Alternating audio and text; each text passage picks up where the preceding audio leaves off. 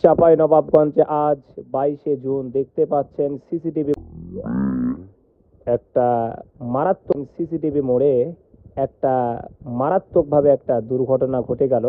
শ্যামলী বাস আসতেছিল ঢাকা থেকে, আর মাত্র হাফ কিলো গেলেই চাপাই, তার আগেই ঘটনাটা ঘটে গেল। এটা সম্পূর্ণ দোষটা কিন্তু ভ্যান চালকের, আপনারা দেখতেই পাচ্ছেন। আর খুব কষ্ট লাগলো দেখে। এখানে আপনি দোষটা কাকে দিবেন বলেন? এই ভ্যান চালকেরা তখন রাস্তাতে ওঠে, কিছু কিছু ভ্যান চালক আর অটো চালক মনে হয় যে রাস্তা আর বাপের, আগে বিমান চালাইতো। হ্যাঁ, মানে আগে মাইক্রো চালাইতো, মাইক্রো চালার পরে এখন ভ্যান চালাচ্ছে।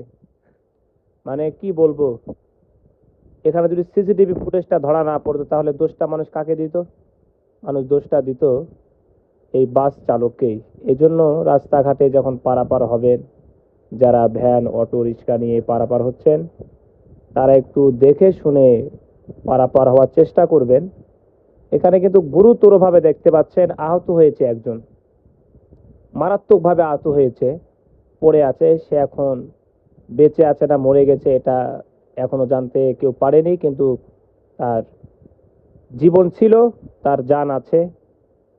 ইনশাল্লাহ নেক্সট টাইমে আপনাদেরকে জানাবো কি হলো। যারা যারা ভিডিওটা দেখছেন বেশি বেশি শেয়ার করে সবাইকে জানিয়ে দেন, আর ভিডিওটা পুরোটাই দেখেন।